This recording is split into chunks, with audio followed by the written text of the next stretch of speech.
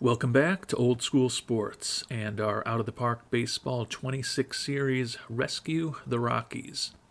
And we are 2 months into this 2034 season, going better for us than it was a year ago. We haven't been dominant, but a good, strong 33-22 record has us 4 games up on the Giants in the National League West. A year ago at this time, we were well below 500, and we went on to win the World Series.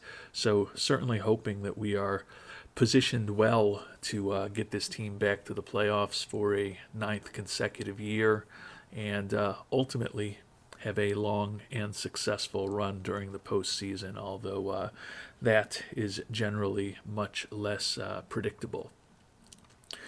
Before we get started moving forward in this episode, in which we're going to focus on our next month of play and then the midseason review of our roster, and then perhaps even after that, simming forward to the draft, where we're going to have a first round selection and a supplemental first round selection this year. So we're going to cover a lot of ground, hopefully, in this episode. But before we get moving on that, some interesting comments to the last episode that I just wanted to touch on very briefly. Worldwide Scouting Department always sharing interesting information with us. Ben Anderson just commented on how disappointing Mike Girard has been offensively this season, and when we look at his statistics, obviously agree completely. A sickly 161 batting average with 50 strikeouts and 155 at-bats. If I try to put a positive spin on things, does have 7 home runs in those 155 at-bats, and he still is an outstanding defensive catcher. So despite the sickly 42 WRC plus he's put up this season, he still has been an above replacement level player. And as I noted in my comment to Girard, or my comment to Ben Anderson about Girard, trying to remain optimistic. He's got a brutal 184 BABIP this year. My assumption is that that has to increase and normalize towards something much more reasonable, in which case, hopefully, although it's unlikely, he's going to be a league average-ish offensive player this year with a third of the season gone and his brutal start. Would hope that over time he can migrate towards respectability for us.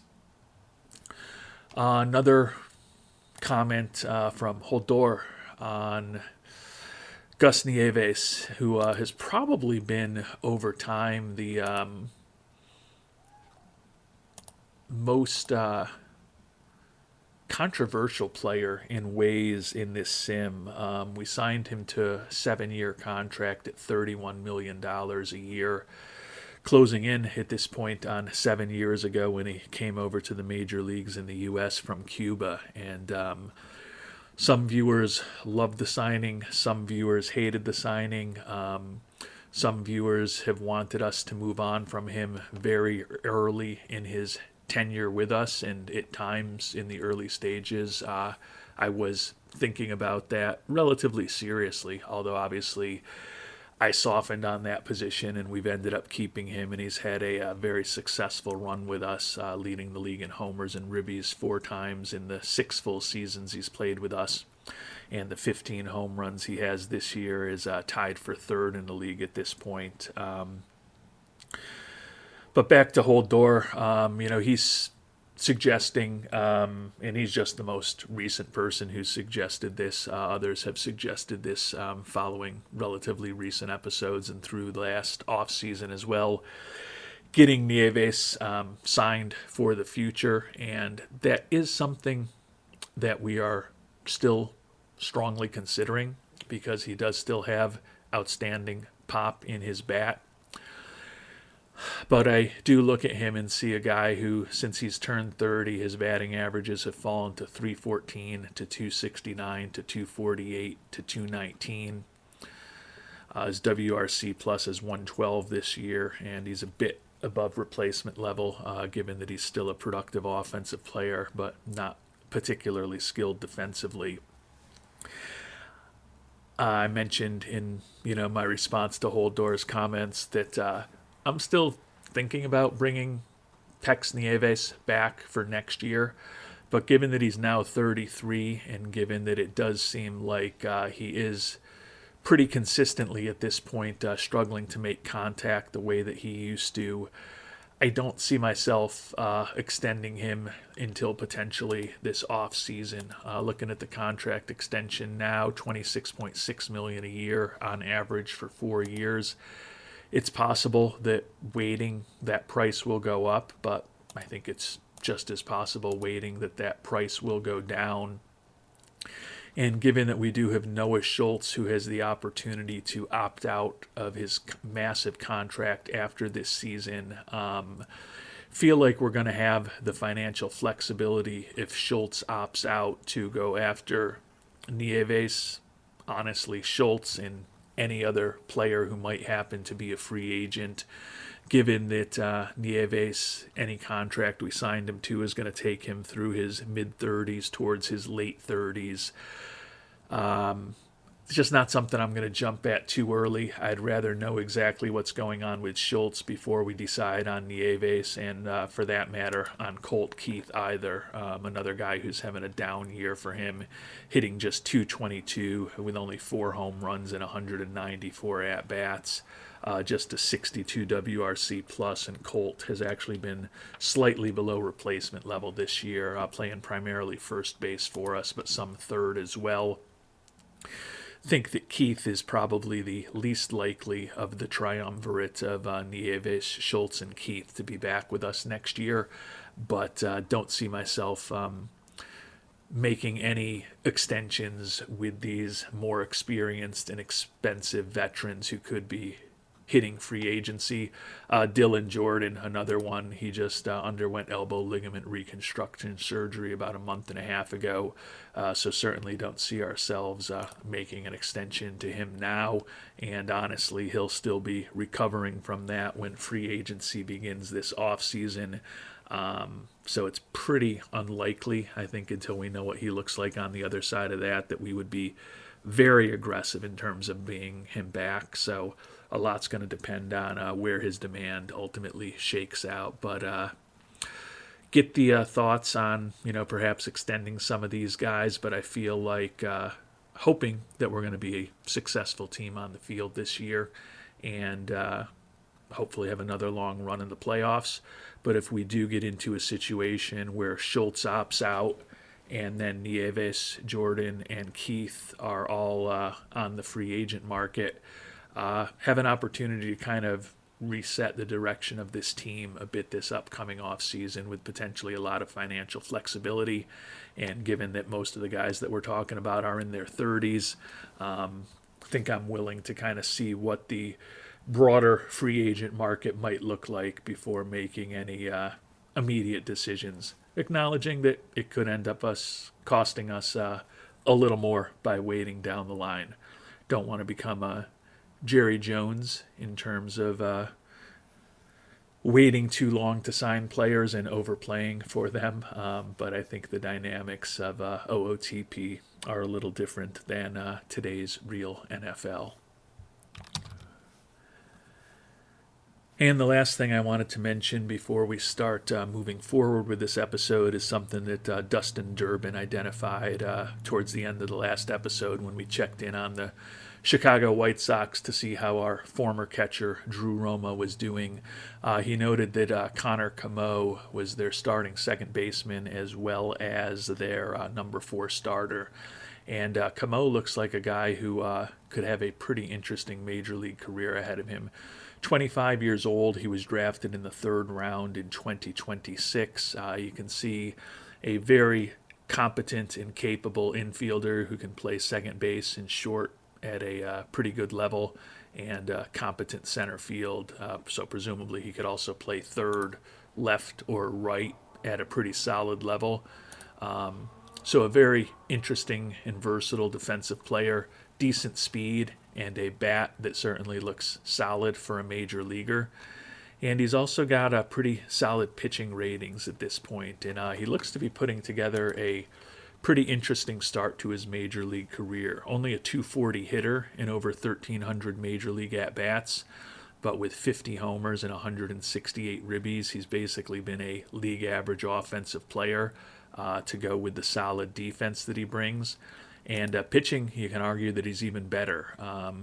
Pitched in 64 major league games at this point, including 43 starts and a 3.79 career ERA, 126 WHIP, and both his ERA plus and FIP minus indicate he's about 10% better than an average pitcher. So looks like a very interesting two-way player, not necessarily a dominant Babe Ruth, Shohei Ohtani type two-way player, but someone who could be very valuable in a lot of ways for the White Sox going forward. So thanks again to Dustin Durbin for noticing that and pointing that out, because I thought he was an interesting guy to look like who could have a pretty interesting career over the next 10, 15 fictional seasons.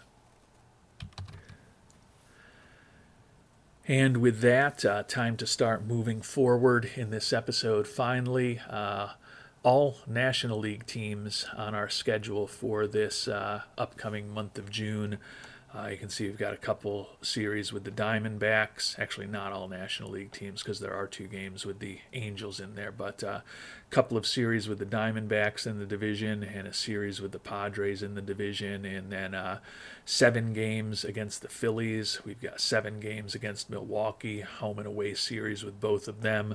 Also got 4 games with Washington on the calendar, and then, as I mentioned, a couple of games against the Angels. So we'll be on the road in Los Angeles, although we'll see how that short 2-game series goes. But very National League focused, so some of the teams that are chasing us in the divisional race and potentially even in the wild card race on the schedule.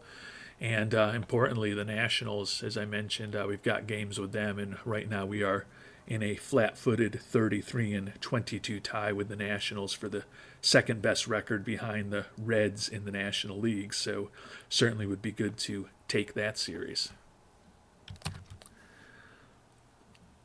And as we've been moving through this month of June, we've been playing overall very good baseball. Swept the 3 games at home against the Phillies. Did lose 2 out of 3 in Arizona, but since then we have been en fuego, taken 2 out of 3 on the road at San Diego, sweeping a 3-game series at home against the Brewers, and then most recently taking 3 out of 4 against Washington. So as we head into the final week and a half, 2 weeks of the month, we've extended our lead in the division to 7.5 games, and we have taken over with the best record in the National League, and we are only half a game behind the White Sox at this point for the best record in all of baseball. So we continue to roll. Nieves now tied for second in the league in home runs. Kevin Roberts Jr. Bouncing back from missing the first few games of the year due to injuries and getting off to a bit of a slow start, now up to third in the league in ribbies. Leo Martinez continues to make a very strong case to earn his first Cy Young Award, leading the league with a 1.65 ERA, second in the league with 9 wins, third in the league with 104 strikeouts. He has the highest pitcher WAR among any pitchers, and Noah Schultz is third. You may have noticed there that Martinez dealing with a mild shoulder strain, moderate impact on his throwing. Only 1 day left there. We put him on ice. You can see our strategy settings to bench him until he's recovered from that. Hopefully he'll be healthy again tomorrow, and looks like he might even be able to take his normal spot in the rotation, but certainly we're not going to push things with him. Unfortunately, as often happens when I break into gameplay with good news, there's also some bad news that goes with it, and in this case it is a pretty significant injury, unfortunately, and Ezequiel Tovar, our outstanding shortstop, torn thumb ligament. He's going to be out for the next 2 months. Tovar hitting .268 this year, 17 doubles, 12 homers, 12 stolen bases, 111 WRC plus, 2.3 WAR. Looked well on his way to another very good season for us. So certainly a big loss to have Tovar heading to the IL.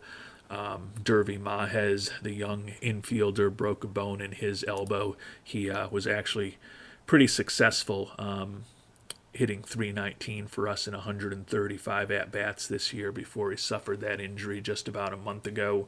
But obviously he is not going to be back anytime soon, so we're going to be scrambling a bit to cover our infield. Would think that Rosnile, DePaula, and Bryce Rayner are the most likely options to take over at shortstop for the next couple of months.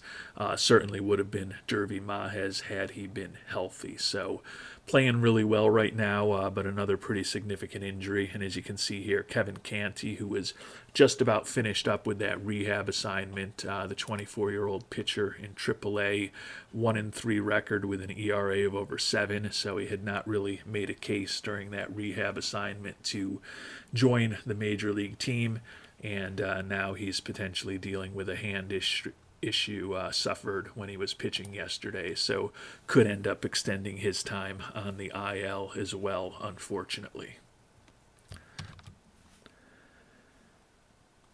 And with Mahez obviously remaining on the IL and Tovar headed to the IL, we brought Gary Mackey up from the minor leagues. You may remember we made a trade for him this past offseason. He was an experienced shortstop. We worked in spring training and through the first couple months of this year to get him a little more versatile defensively, very capable at playing second base at this point, and we could certainly have him play third if we needed to. Unfortunately, he's been banged up with a sore elbow for about 2.5 weeks now. He has been playing every day in the minors. Right now, he's going to be a utility infielder for us at the major league level, so my hope is that perhaps not playing every day, he will get over that sore elbow in relatively short order. Like his defense, don't think he is really a major league hitter. Put up a 76 WRC plus for us in 50 games in AAA Albuquerque this year. Hopefully he'll get over that sore elbow in relatively short order. Bryce Rayner is going to become our everyday shortstop for the time being. He's a guy who we signed for a relatively cheap free agent contract this past offseason.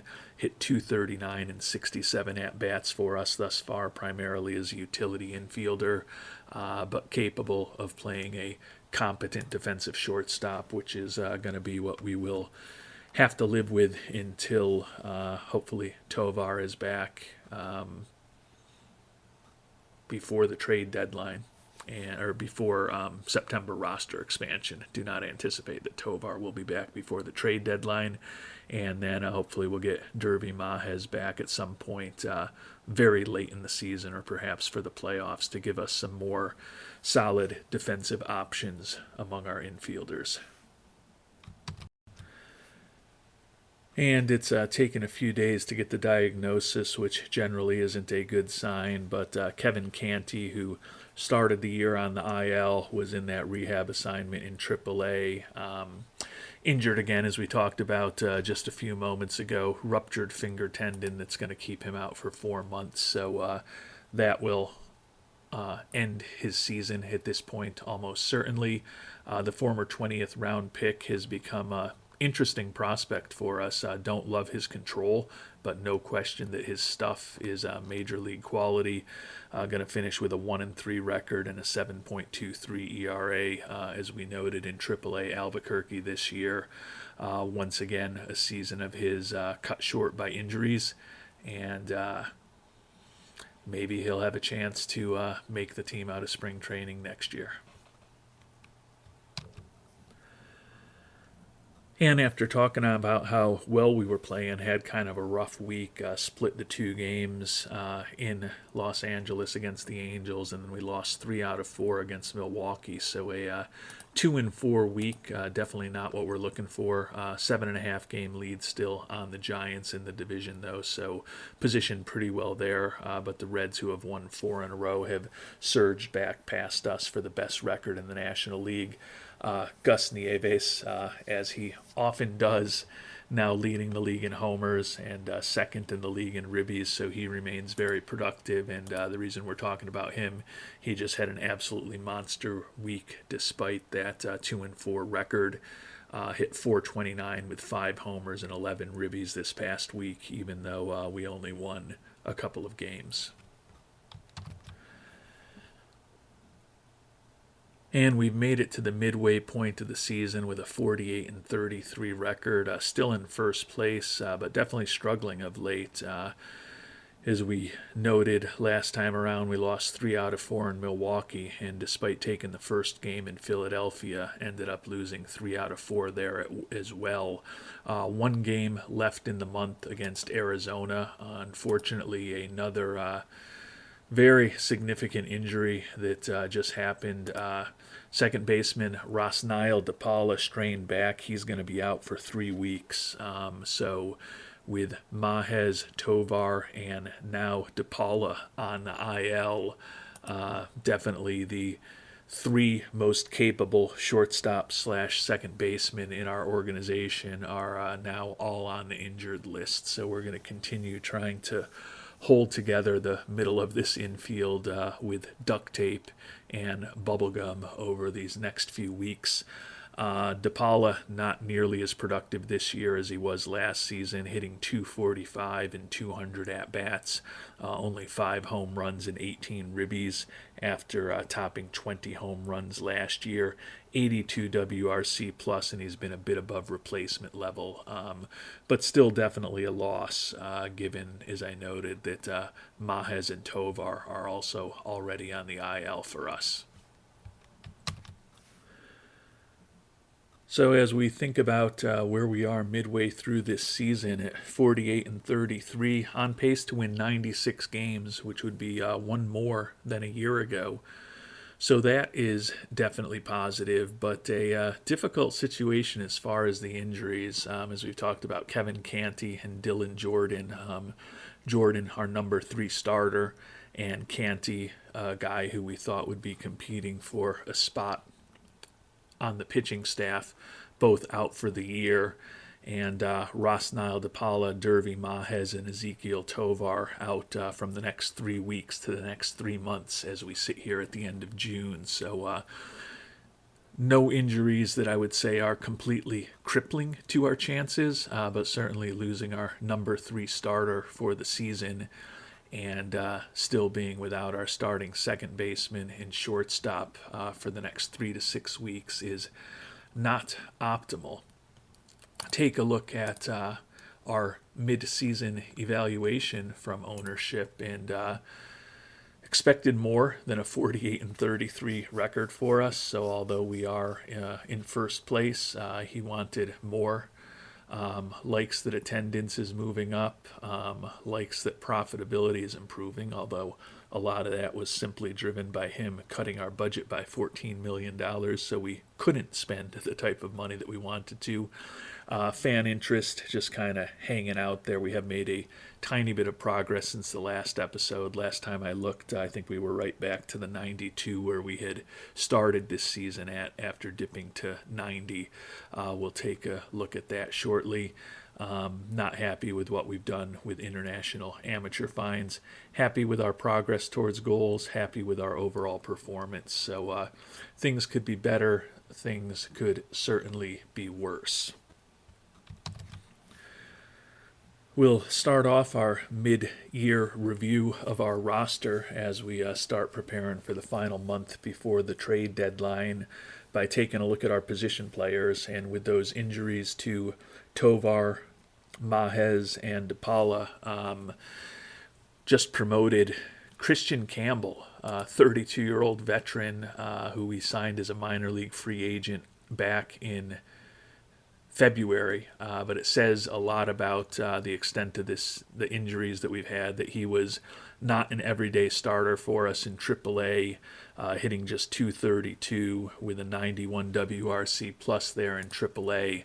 And yet Campbell is going to take over as an everyday player for us, play second base for us against right-handed pitching, and he's actually going to be our leadoff hitter playing third base against left-handed pitching. So definitely getting into an interesting decision as far as our infielders with all of those injuries. Backup catcher Chris Boone hitting 215 this year in 65 at-bats, only a 46 WRC plus. He's basically been a replacement level player this year. Like the durability, a very solid glove. The bat has always been questionable for him. He's a guy set to be making about $2.5 million in arbitration next year. He's going to be 29 years old in a month, 2 months actually.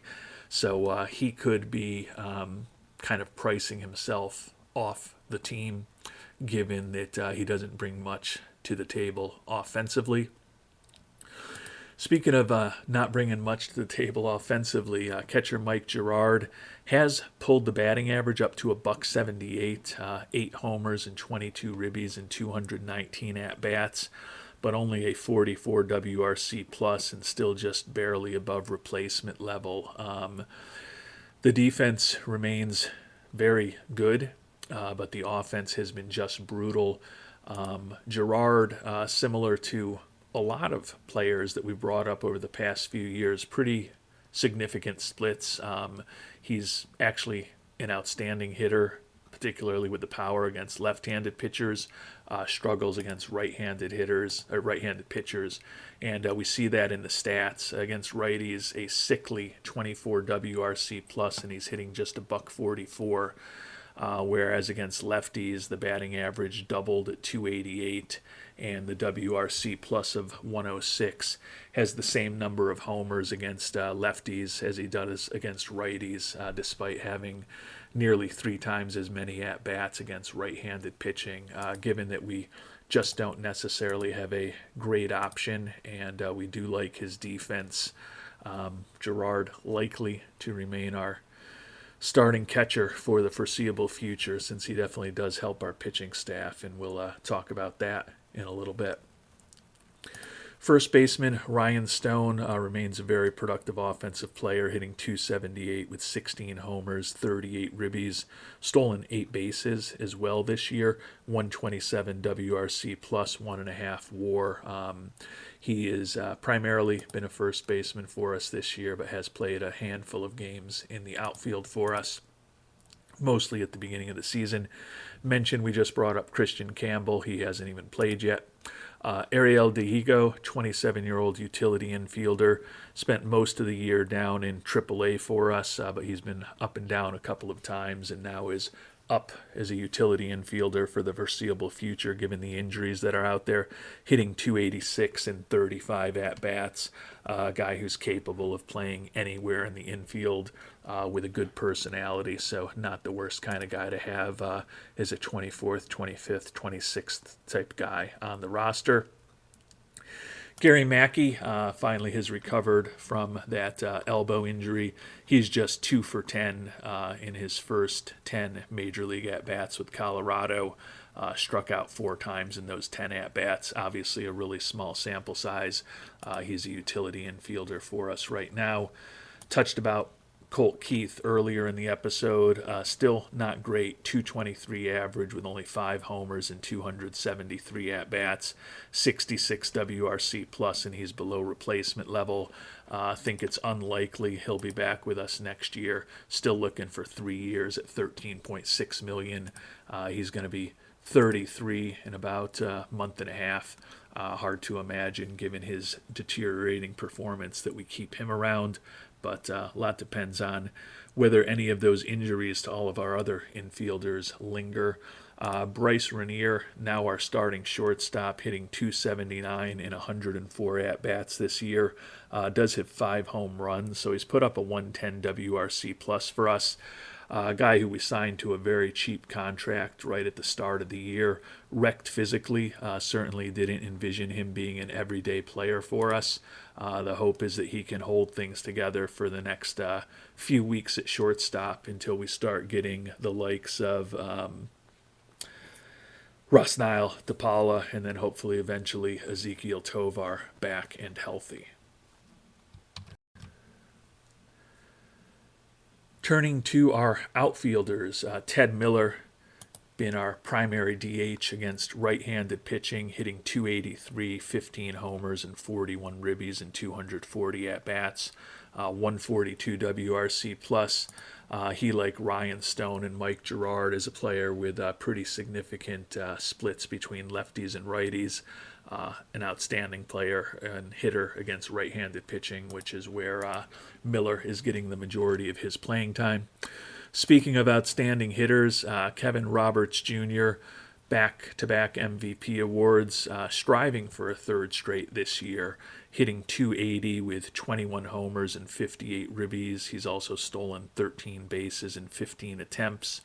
Ultimately has put up a 148 WRC plus and a 3 WAR at the midway point of the season.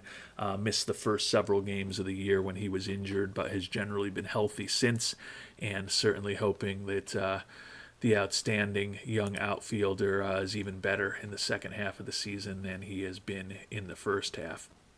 Anthony Pack Jr., we've moved him into the leadoff role now against right-handed pitching with all the injuries that we've had. He's hitting 254 on the season, does have 9 home runs, 16 out of 17 stealing bases, basically been a league average offensive player, and he's put up a 3 WAR for us. Pretty solid defender as well, so he has been a nice addition for us and taken some stress off of Roberts Jr. by not requiring him to be in center field every day. Trent Clausen hitting 250 with 4 home runs in 112 at-bats. You may remember from our previous episode that Clausen had a 3 home run game for us earlier this year. So outside of that one game, he's only got 1 home run and over 100 at-bats. Basically a league average offensive player. He's another guy with pretty dramatic lefty and righty splits, and he plays regularly for us only against left-handed pitching. And last but certainly not least, Gus Nieves. He has been en fuego lately, boosting the average to 275 from 219 at the beginning of this episode. So over the past month, now he's 26 homers and 63 ribbies as he strives to lead the league in homers and ribbies for a ridiculous 5th time in 7 years in the majors. 151 WRC plus and a 1.6 WAR. Given that he's surged so much of late, not going to shock me if his contract demands have gone up, and they have gone up about $2 million a year to $28.6 million.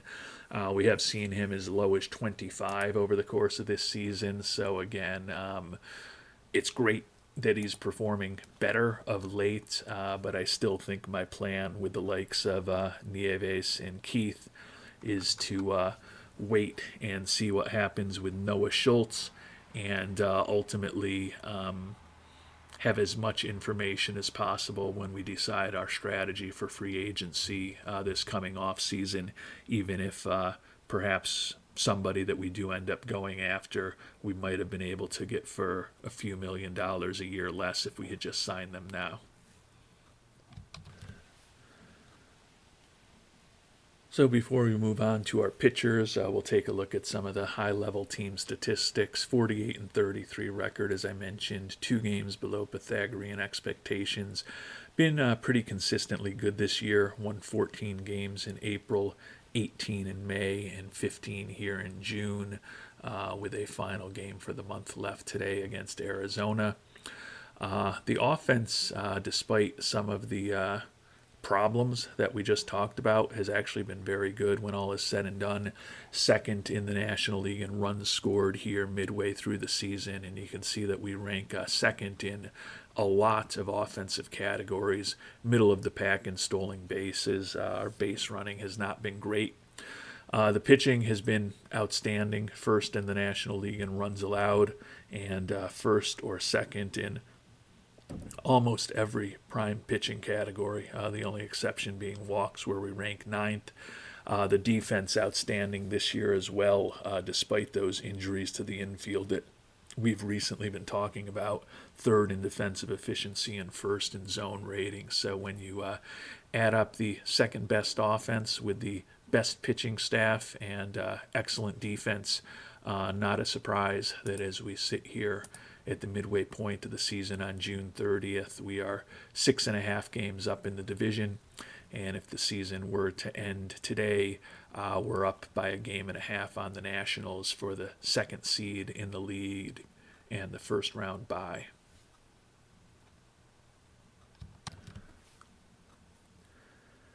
And we'll turn now to our pitchers. Noah Schultz, after a bit of a slow start, having another outstanding season, 9-2 record with an ERA of just over 3, striking out just over a batter per inning.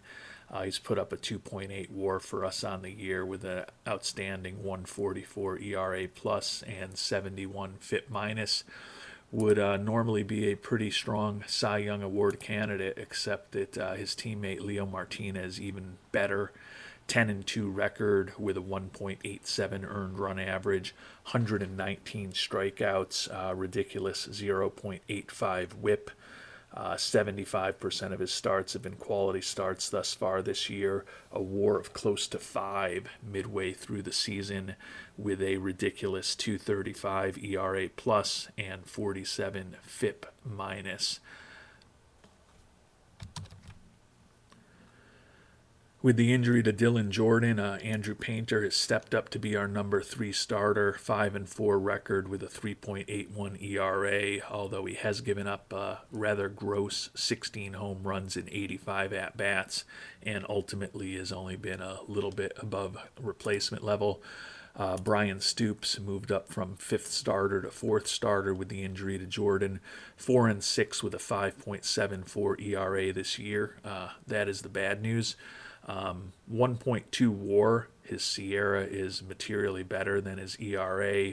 94 FIP minus. Seems to have perhaps gotten a bit unlucky with a 352 BABIP against him. So hopefully Stoops can pitch a bit better over the second half of the season. And then Bernie Barrera, who moved from a long relief role into the number 5 hole when we lost Jordan for the year. 4-2 with a 4.30 ERA, almost a win above replacement. Certainly a more than acceptable performance from a number 5 starter. Closer Wellington Herrera's had a rough year statistically, a 2-5 record with a 5.93 earned run average.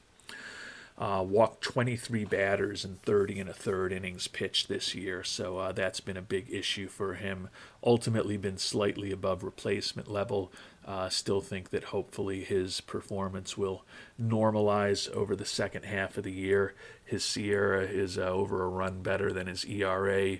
The 321 BABIP that he's allowed is definitely higher than previous seasons.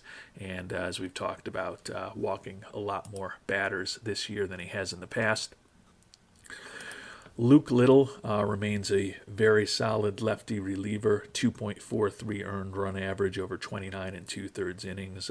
Got almost as much innings pitched out of him in just the first half of this season as we did all of last year, and he is having another respectable year for us as a lefty arm out of the bullpen. Rich Hannon having another nice year as well, 2.60 ERA over 45 innings pitched, 1.3 WAR on the season for the 26-year-old right-hander. And last but not least, Justin Gibson, 47 innings pitched with 53 strikeouts, 3.45 ERA, 18 holds as he attempts to lead the league in holds for a 4th consecutive season. Almost a win above replacement with a 128 ERA plus and a 74 FIP minus. So solid performances in general out of the bullpen. Good performances, quite honestly, with the exception of Herrera, who we think can get better.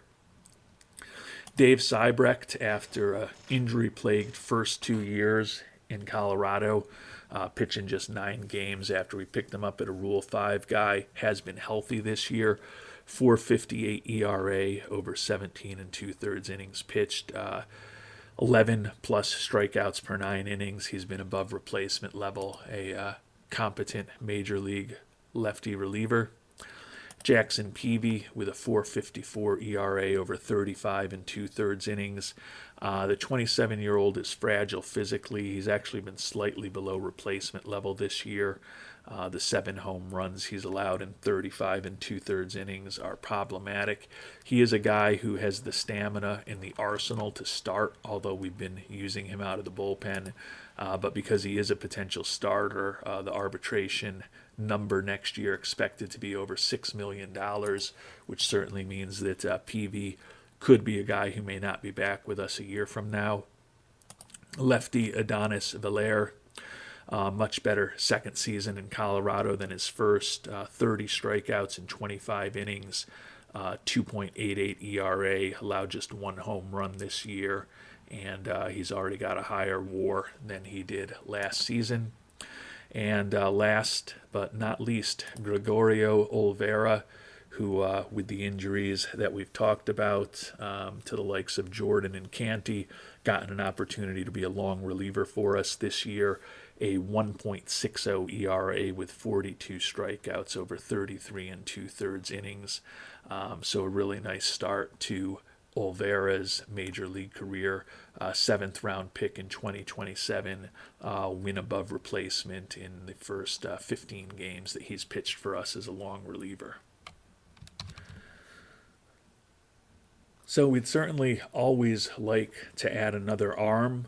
Certainly wouldn't mind an upgrade at catcher, particularly backup catcher. And if we have any more injuries, definitely feel like infield is a spot where we could use some help, although I think that if we can hold things together for the rest of June, which admittedly is just today, and then most of July, hopefully we can start getting healthy and get DePaula back in relatively short order, and then hope that Tovar's back sometime in August. But with the addition of guys like Campbell to the not just 26-man roster, but the 40-man roster, not a lot of financial flexibility left for us at this point. We can try to take on some contracts in the trade market to help us, but honestly, we're going to have to be either sending some contracts the other way in return, or getting the team that we deal with to retain almost all or all of any contract we take on. So could be a situation where we don't end up doing all that much in the trade market, and we really just end up hoping that the guys who are on the injured list end up recovering and getting healthy in the time frame that right now we expect them to. So as we sit here at the midway point of the season, given the number of injuries we've had, can't complain about being in first place with a 48-33 record and being set up for a first round bye. Hopefully we can keep good play going over the next week and a half or so until we get to the draft. I actually guess it's probably more realistic to say that we hope to start playing good baseball again, because at this point we are 2-7 over our last 9 games. So would love to get things finished off here in the month of June with a 16th win for the month against the Diamondbacks, and feel like perhaps we're moving past this recent rough stretch as we get into the month of July. And we did win our final game in June against Arizona, pushing us to 16 wins for the month. Not surprisingly, Gus Nieves, your NL hitter of the month, monster month, batting over 400 with 12 homers and 32 ribbies. And although I noted that Noah Schultz has no chance right now of beating a guy like Leo Martinez in the Cy Young Award voting after that really rough start to the season. Schultz has been the NL Pitcher of the Month 2 consecutive months now. 4-0 record with a 1.54 earned run average. Got the win yesterday in the win against Arizona to push his record to 10-2 and drop his ERA below 3 on the season.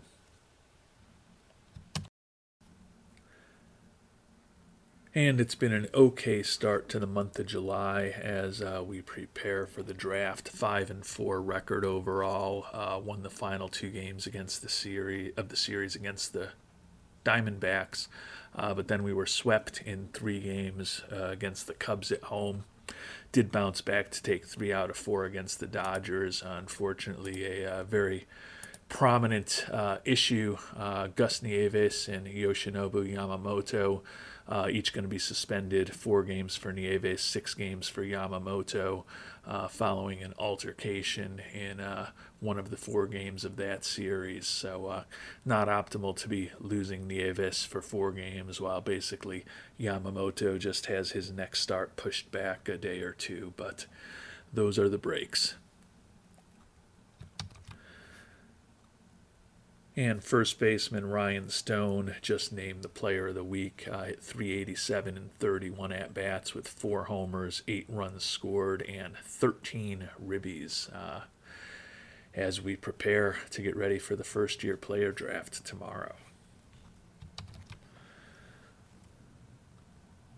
So as we sit here on July 11th, getting ready for the 2034 first-year player draft, our Rockies at 54 and 37 have a 6.5 game lead on the Giants. We would actually have to play in a wild card season if the season were to end today.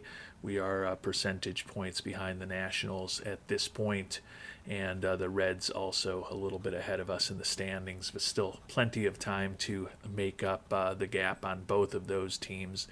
The Chicago White Sox, though, who we beat in the World Series last year at 59 and 31, have been the best team in baseball for most of this season, and with a 8-2 record in their last 10, they are now 5.5 games ahead of us in the race for the best record in baseball. Still 2.5 months left in the season, so we certainly could catch them, but they are certainly a strong team.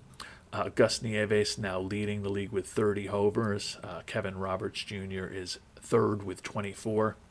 Gus Nieves third in the league with 73 ribbies, second in the league with a 998 OPS.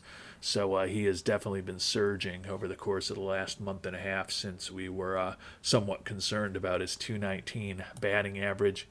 Leo Martinez making a case with some continued strong pitching to potentially be a pitching Triple Crown winner. Right now leading the league in ERA at 2.10, leading the league with 12 wins, and he is third in the league with 134 strikeouts, 12 behind Mr. Yamamoto. Martinez easily leading the league in pitcher war with Yamamoto and his teammate Noah Schultz in second and third as we sit here on July 11th. Turning our attention to the first-year player draft, as I mentioned, we are going to have 2 first-round picks this year, 28th overall, by virtue of us having the 5th best record in baseball last year after 3 straight years of the best regular season record. We will be picking a little earlier than normal, despite having won the World Series last year.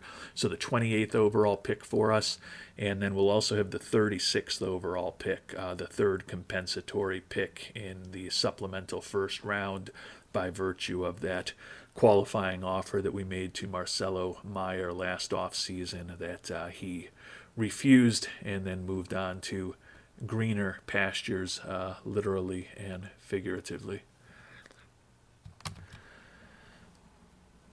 And before we get into the draft, if you're wondering what Meyer has been doing with the Giants, who have been chasing us in the standings all season, hitting .232 in 284 at-bats, only 2 home runs and 22 ribbies for him on the season. So an 84 WRC plus and a 1.1 WAR. Definitely not quite as productive in the first year that he has in San Francisco as he had been over the last few years with us in Colorado. And we've simmed ahead to our 28th overall pick in this draft. As I noted, we've got 2 of the next 9 picks. So this is going to be an interesting year for those of you who are in the worldwide scouting department to perhaps share some ideas and strategy with us, because obviously we'll be hoping someone interesting falls to us in our late second round pick. But we are going to have the opportunity to make 2 of the next 9 picks in this draft and hopefully come away with a couple of players that we really like. Start off taking a look by some of the top pitchers who are available. A lot of relievers in terms of the highest potential players out there. Closer Zach Keir, 18-year-old who's durable physically, ground ball tendencies, think he can reach triple digits on the radar gun. Think that his stuff and his ability to keep the ball in the ballpark are both going to be outstanding, driven by an excellent slider and excellent sinker if he does completely develop. I think that control could be above average. Really good stamina for a reliever. So there's an argument if he adds a third pitch along the way, maybe he could become a starter. Definitely don't like some of the personality traits, low leadership, low work ethic, particularly among them. Bit old for a high school player. He's going to be turning 19 in November. Like the durability, think he could definitely be a very high volume, interesting reliever. Tim Knox, a college player who is pretty far along in his development. His stuff is major league quality without a doubt, and his movement also appears to be as well. Still have some issues about his control, but an outstanding slider to go with a close to major league quality sinker. I think that the right-hander could be someone who could be helping a major league bullpen in the very near future. Might be a bit ambitious to take him in the first round, but interestingly, the demands for both Keir and Knox are very low, which, given the financial situation we're in this year, would not be the worst thing for us. If we want to get a little riskier with our finances, a $6 million demand from the only top flight potential starting pitcher still available. That is the starting pitcher, Danny Toots Cole, left-hander out of Jennings, Missouri. Low baseball IQ, although he does have high loyalty and adaptability and low financial ambition. Think he can get his velocity up into the mid to high 90s. Potential 3-pitch combination, fastball, sinker, change. A lot of work to do on the change. Think that ultimately his stuff could be well above average, with above average movement and above average control if he completely developed. Another reliever prospect, closer Josh Gibson, 18-year-old, nice personality with the high adaptability and work ethic. Think he can ultimately reach triple digits on the radar guns, even though he's only 18 years old, although admittedly an old 18-year-old. He'll be turning 19 in less than a month. His fastball is already major league quality.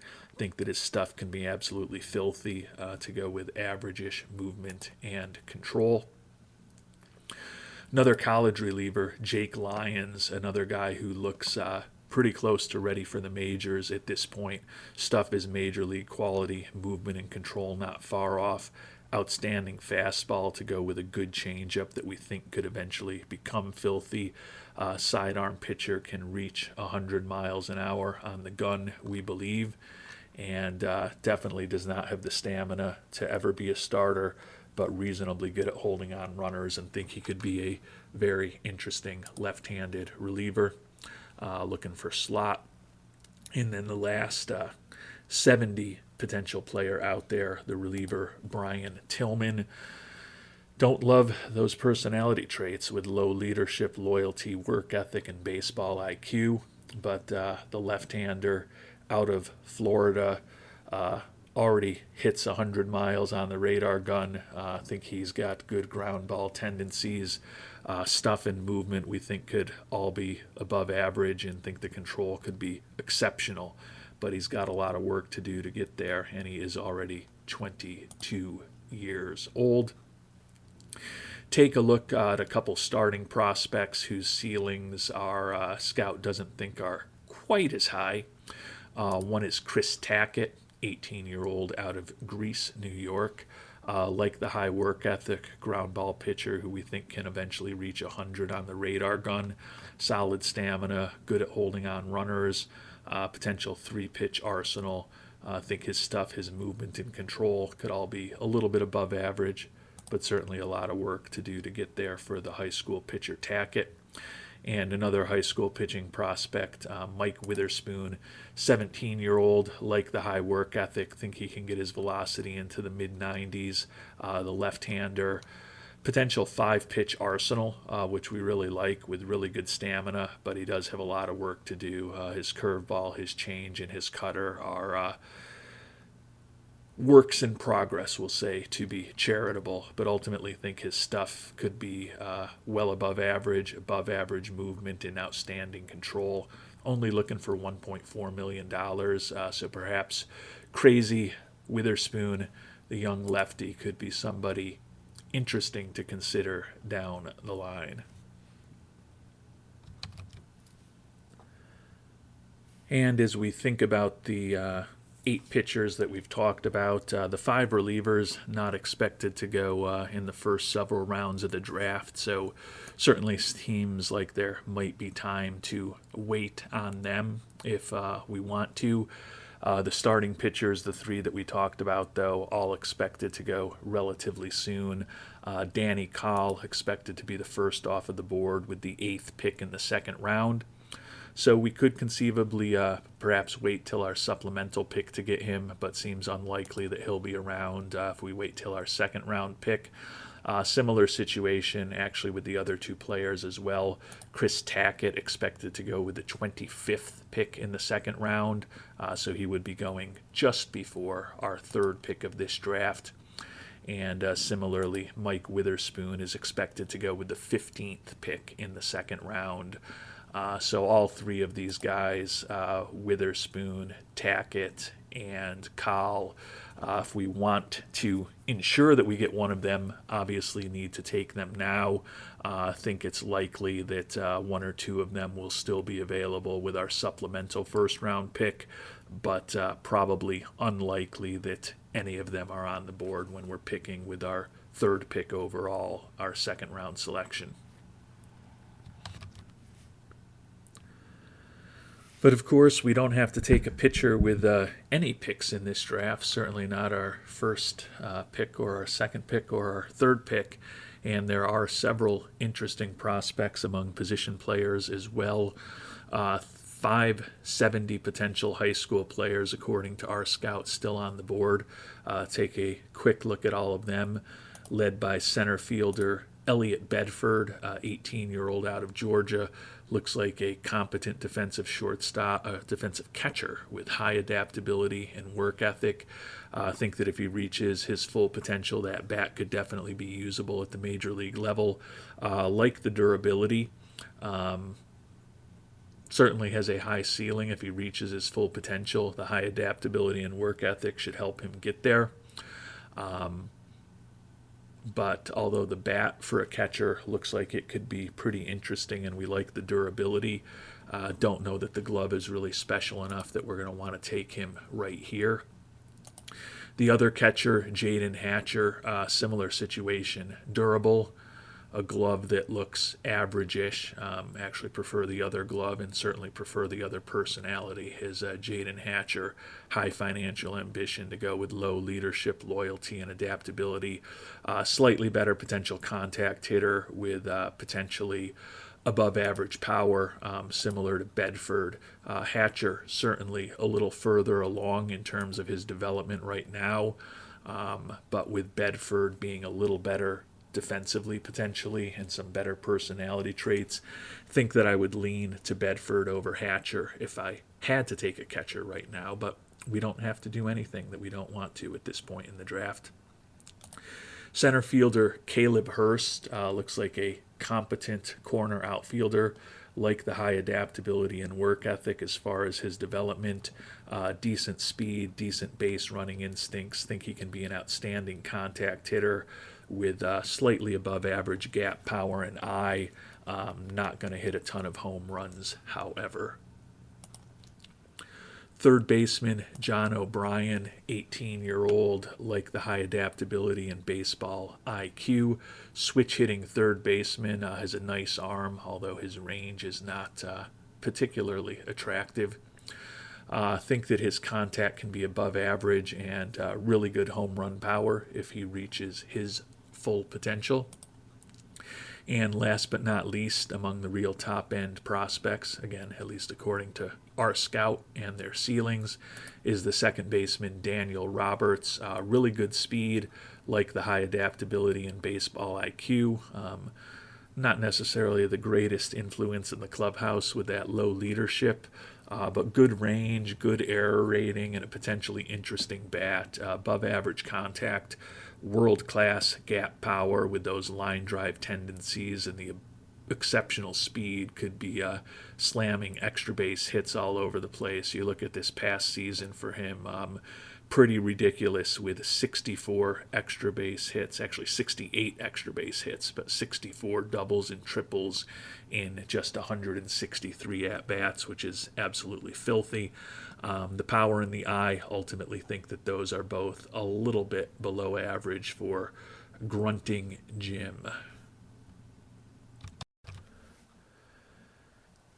And among the large number of players with 65 ceilings as far as their overall potential, 6 more that really caught our eye, and I'm sure some of these well-developed college players here have caught the eyes of some of our members of the Worldwide Scouting Department, so we'll be talking about several of them that are interesting prospects. Start out with a high schooler, though. Another catching prospect, Brad Buzzell, another guy who looks competent defensively with a bat that could be interesting. Only normal in terms of his injury proneness, but great personality with the high leadership, adaptability, and work ethic. A little more speed than the other catchers that we looked at. And a very reasonable demand. So a lot of catchers to consider here. It's not inconceivable that perhaps one of them falls to us in the second round. I have a feeling that this next guy is going to be popular with several members of the Worldwide Scouting Department, and that's the center fielder Mike Castro out of southeastern Louisiana. Durable as far as his injury proneness. The 22-year-old is not too far off being a major league player at this point. Contact, home run power, and eye are close to major league quality according to our scout. Exceptional gap power to go with really good speed. Only kind of a competentish corner outfielder, but high loyalty and work ethic, good level of competition there against southeastern Louisiana. Going to be playing with the Williamsport Crosscutters in the Draft Development League. Actually, he's already been doing that since the college season ended, hitting 250 and 112 at-bats. Not looking for a ton of money at $1.1 million. Castro, certainly a very interesting player to consider. Another college outfielder, the left fielder Chris Frank. Don't love the poor range and the poor arm. Does have a good error rating. Not a ton of speed. Bat that we think can be a bit above average in terms of everything. Another guy coming out of St. Mary's College of California. Only a good competition level, not a great competition level. He is also playing in the Draft Development League where he's hitting 259 in 116 at-bats. I don't dislike Chris Frank, but I certainly think if it came down to Castro or Frank, Castro to me has a bit higher ceiling. He's better today, he's durable, and he's also looking for less money. So that seems like a pretty obvious choice to me among those two. 3 other guys I wanted to talk about. Another high schooler, center fielder Adam Hill, 17-year-old, looks competentish defensively, but think that the gap power could be exceptional to go with really good home run power. if the Dumont, New Jersey product reaches his full potential.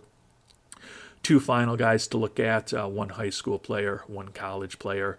The high school player, second baseman Brad Malik. Looks like a pretty interesting bat for a middle infielder. The problem is that the glove does not look particularly interesting for a middle infielder. Decent speed and a pretty good bunter, not looking for a ton of money. Left-handed hitting middle infielder. He's going to be turning 18 years old in just 4 days. And then I think we're going to have a variety of opinions on this final player that we're going to talk about. Shortstop Brad Simons, 22-year-old out of University of Nevada, Reno. Another guy who's only faced a good competition level in college rather than a great competition level, is hitting .268 in 112 at-bats since college ended for him. A lot to like and a lot to dislike about Brad Simons. Not too far off major league quality, has major league home run power already, the eye and the gap power not too far behind, and a very interesting glove with 65 range and a 70 arm at this point. Decent speed, decent base running instincts, and we like the high adaptability, work ethic, and baseball IQ. The question is going to be the contact and the strikeouts. I think that even in a best case scenario, his contact is a little bit below average, which granted with that good looking glove, decent looking speed, and some home run pop in the bat to go with a good personality certainly could help and overcome that lack of contact. But he is going to strike out an absolutely obscene number of times if our scout is correct. Even in college this year, he struck out 127 times in 253 at-bats. So at a high level of college play at the University of Nevada, but not the top level of college play, he struck out in just over 50% of his at-bats this year, and that was a trend that continued from a year ago. He's actually done a bit better in terms of avoiding the strikeouts in the draft league, but those strikeouts are a big concern, and the high financial ambition is a little bit of a longer-term concern. But there's a lot to like about him between a capable glove, capable on the base paths, some good personality traits for development with the high adaptability, work ethic, and baseball IQ, and again, home run power that is already major league quality. Going to have some very interesting decisions to make between some of these college players and these high school prospects. And we'll talk next about exactly where these guys are projected to go in the draft. And among the position players that we've talked about already, kind of the top, I was going to say a dozen or so, but I think it's actually 11, but that is a dozen or so technically. Wide range of when these players go. 3 of them not projected to go in the first 5 rounds of the draft. 2 of them already expected to be on the board, off the board, and then the rest expected to go in the 2nd and 3rd round. So definitely could have some interesting strategies here. Also interesting is that 2 of these players were mocked to us, starting with Elliott Bedford. Elliott Bedford projected to go with the 27th pick in the 3rd round. That would be pretty interesting value considering what we think he is. Looks like the OSA is also reasonably high on him, although they do see extreme development risk. But he's projected to go with the 27th pick in the 3rd round. If we could get a catcher that looked like that with our 4th selection of the draft, that would certainly be interesting. Jaden Hatcher, the high school catcher who we liked a little bit less because of his personality, is not expected to go in the first 5 rounds of the draft, and that is because our scout is way more high on him than the OSA is. The OSA does not like his defense and don't think that his bat is nearly as good as our scout does. I mentioned I don't like some of those personality traits, and although the bat is interesting and the durability is interesting, the defense not that exciting to me. But if we could pick up a guy like Hatcher in, say, the 6th or 7th round, and we think that he's got 70 ceiling potential. That could be very interesting. Caleb Hurst is another guy who was mocked to us, the young center fielder projected to go with the 34th pick in the second round, which would be our third pick in the draft. Talked about him, pretty interesting contact, decent speed, some positive personality traits, competent defensively. Don't think we take him with our first pick. Maybe you think about him in the supplemental pick, but as I mentioned, if everything goes according to form, he will be on the board when we're picking with our 34th pick in the second round of the draft. Third baseman John O'Brien, one of the guys who's also already supposed to be off the board. He was projected to go 17th overall. I think he's a pretty solid, good-looking prospect. Certainly, if we want the switch hitter, probably need to act relatively soon.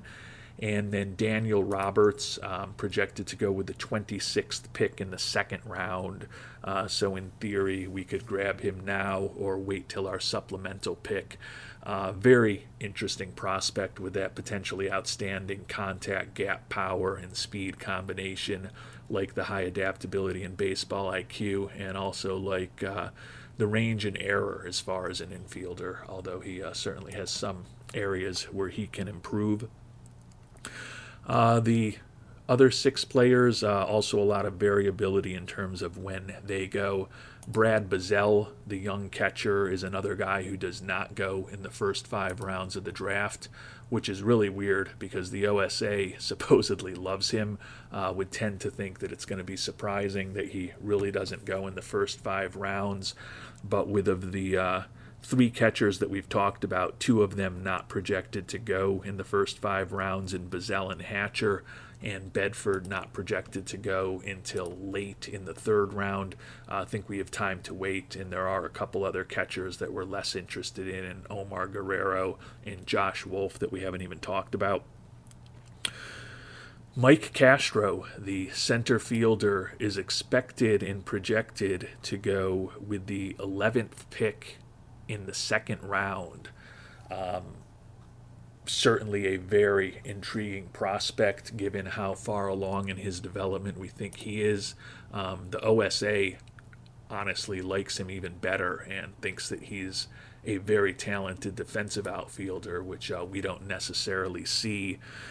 In theory, we could wait and take him 9 picks from now with our supplemental pick and still have plenty of room for error since he isn't projected to go till the 11th pick in the second round, but certainly is a very intriguing prospect. If he's the guy that we like the most, probably makes sense to take him now. Interestingly, Chris Frank, the other college outfielder that we said a few moments ago, we thought we liked Castro more than Frank.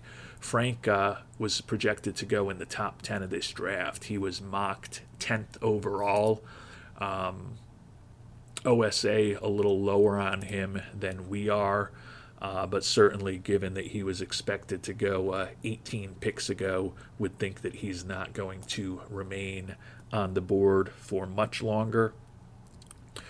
The high school outfielder Adam Hill expected to go with the 2nd pick of the second round, so certainly if we want to bring him on board now or maybe our supplemental pick is the time to act. Brad Malik, the young infielder, intriguing player, and the OSA doesn't hate him, but for whatever reason, he is not projected to go in the first 5 rounds of the draft, so we might have a little bit of time with him. You can see based on his bonus demand, perhaps he's not really as high-end a prospect as our scout thinks he might be. And this is one that I think may cause some comments from the worldwide scouting department. As I noted, Brad Simons has a lot going for him, basically everything going for him except the fact that he's a little greedy and going to want to get paid. He's not a very good bunter, and he's going to strike out an insane amount of times. But besides those things, and admittedly those are all concerns, has a lot of great things going for him too. 22 years old, and we think he's already a major league home run hitter and could be exceptional. Pretty good defensive player, some really good personality traits and good speed. And Brad Simons is a little more lightly regarded by the OSA. They think he's going to strike out an even more insane number of times than we do. And he is not projected to go until the 22nd pick of the third round.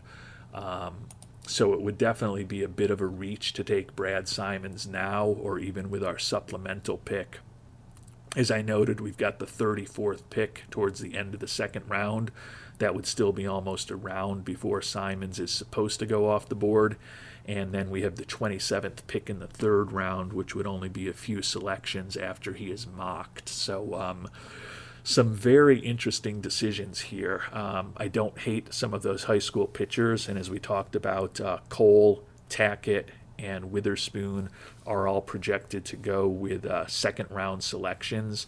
So odds are, if we want to get one of them, I would think I would lean towards taking them with our supplemental first round pick. Definitely can't rule out taking a pitcher with our supplemental pick. But given that we expect all three of the high school starting pitchers to be available when we're making the supplemental pick, I think my initial reaction is we definitely take a position player now and then see who's still on the board 8 picks after that when we're up again with our supplemental pick, and then decide whether we go with a second position player or a pitcher. I think my initial reaction is that there's 5 guys that kind of stand out to me. One is definitely the shortstop Brad Simons, given that he's projected to go with the 22nd pick in the third round. I don't think I reach for him here because there's other players that I like. The center fielder, Adam Hill, really like the gap power, home run power, speed combination. He's expected to go with the second pick in the second round. So probably a guy that if we want, we need to take relatively soon. We already talked about the fact that I like Castro better than Frank. So even though Frank expected to go 10th overall, if we're going to take one of the college outfielders here, to me, it's Castro. We could get cute since he's not projected to go till the 11th pick in the second round. Could argue waiting for him until the supplemental pick. But again, if he's the guy that we like the most, I think you just take him right here. And then there's a couple of higher ceiling high school players that I do like. As we talked about, John O'Brien was projected to go with the 17th overall pick.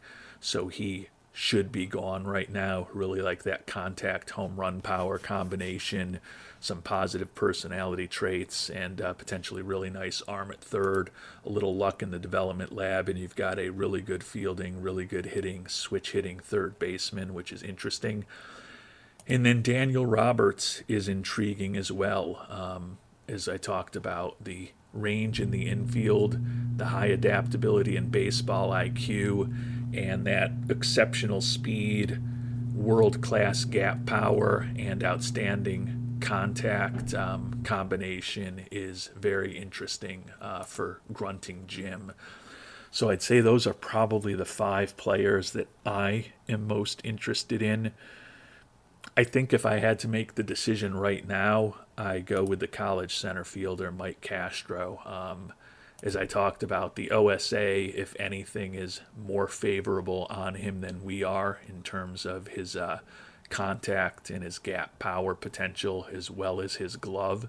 They do see extreme development risk and its low scouting accuracy, but he's a competent corner outfielder with good speed, good work ethic, potentially outstanding gap power and contact home run power, and an eye that we all think could be above average. Good durability.